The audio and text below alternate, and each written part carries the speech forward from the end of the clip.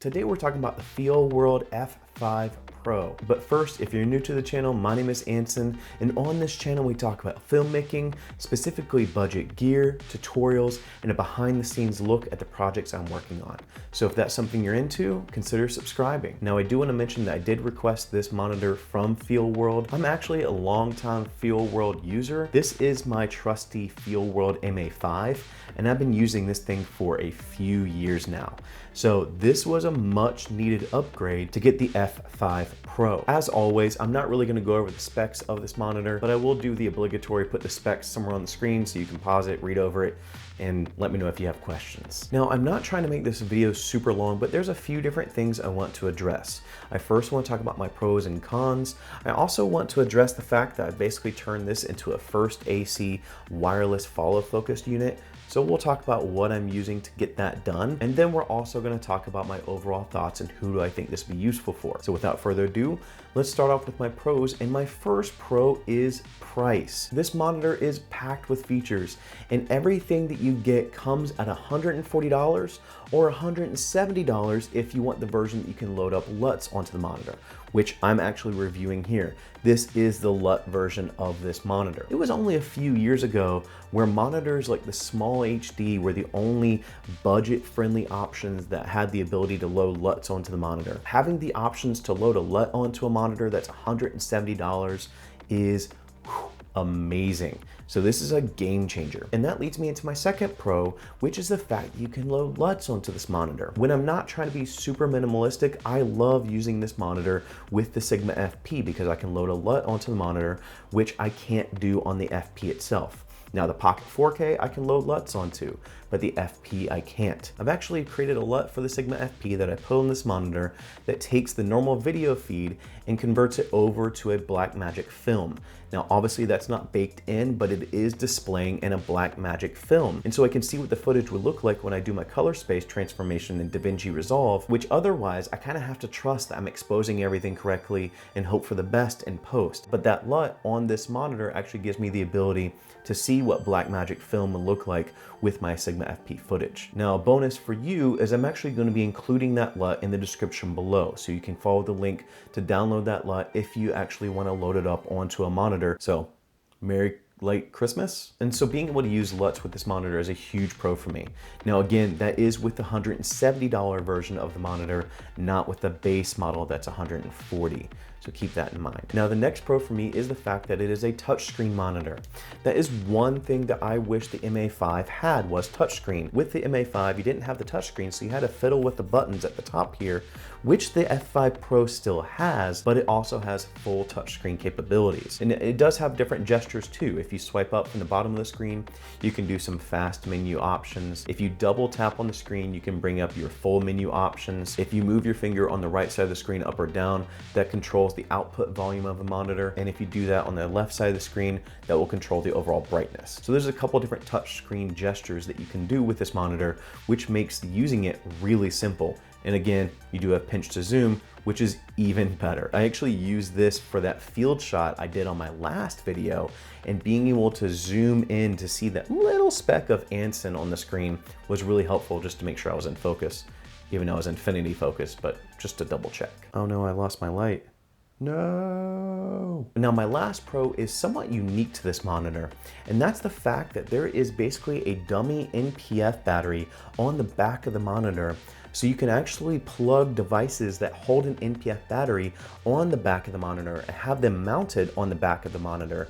And it charges that device while it's in use with the NPF battery that you're using for the monitor itself. What? This is one of the things I didn't realize I wanted, but it makes it so much easier to create a handheld follow focus system like this, because this is a Hollyland Mars 300 Pro, and because the Mars 300 Pro uses an NPF battery to power it, I can actually mount it to the back of this monitor, making a very sleek follow focus system. Now I have the Mars 300 Pro, but you can also do lights that hold an NPF battery, and so the possibilities are kind of endless for anything that would normally hold an NPF battery. This is one of those things that I don't know if people are asking for, but it's brilliant. I love it. So those are some pros for the monitor. Now, what are my cons? Now, my first con is more of a nitpicking con, and that's the fact that the bottom quarter 20 on this monitor for some reason I couldn't attach my small rig tilt and swivel to the monitor, and so I had to use the supplied bracket, which is actually really nice, and so I'm okay with that, but I would have liked to use my small rig tilt and swivel. The other con for me is the overall experience of loading LUTs onto the monitor. While it is a huge pro that you can load LUTs onto the monitor, there's not really a tutorial, either paperwork, or really much information online on how to load the LUTs onto the monitor. Now, the monitor does come with a supplied USB to USB-C adapter, so you can take a USB drive and plug it into the monitor, but it's not clear on what type of drive you need to use. And on top of that, I wish it actually came with its own drive so you can easily load LUTs onto the monitor. I finally had to buy a small USB drive to load the LUT onto the USB drive and then plug it into the USB-C adapter, then into the monitor. At that point, it did pick up the LUT, but buy a dedicated flash drive, and that will definitely get you to a point where you can load the LUT onto the monitor. So again, those are more nitpicking cons. Other than that, I have really enjoyed using this monitor. Okay, so now we're gonna talk about my rig for this follow focus system. I may do a deeper dive on this so I can talk about the components individually, but again, I don't really want to make this a super long video. So we're gonna talk about it really quick. Obviously, the cornerstone for this rig is the F5 Pro. Basically, that controls pretty much everything.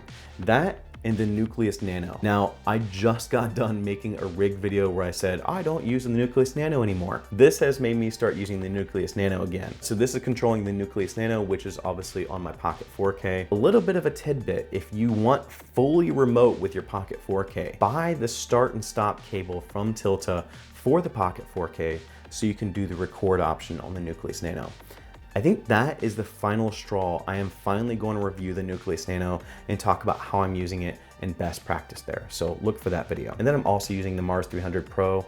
Basically, that's transmitting the video feed from the Pocket 4K or Sigma FP if you're using this for an FP to the monitor. And again, that's being powered with the NPF battery that's going through the monitor. So that's really awesome there. I'm using a short HDMI cable between the monitor and the Mars 300 Pro. And to mount all of this, it's kind of a makeshift system. I'm using a top handle from Small Rig. Now, normally where I would mount the top handle to the cage of the camera, I actually have a cheese plate, and then I just simply have a cold shoe mount on the bridge between the handle and the mounting system where the follow focus is. So that's my first AC follow focus setup. Again, kind of a quick look, but I will try to do a little bit deeper dive in a future video talking about the Nucleus Nano in this entire setup. So stay tuned. All right, so between the pros and the cons, what are my overall thoughts and who would I recommend this for? I'll be honest, I'm kind of hard pressed to figure out who I wouldn't recommend this for. If you're on a budget, you need a dope monitor, this is absolutely the one I would look at. This MA5 was more expensive than this monitor when I originally bought it. And so the fact that this monitor is available and it has all the features that are packed into it at a price point of $170 or $140 if you're not really wanting LUTs. And so honestly, in my opinion, I think this is absolutely the best budget monitor you can get right now. So absolutely, hands down, if you're looking at a budget monitor that has some dope features, check out the Feelworld F5 Pro. So that's it for me. As always, if you did enjoy this video, make sure to give it a like. If you're digging the overall content from the channel, consider subscribing.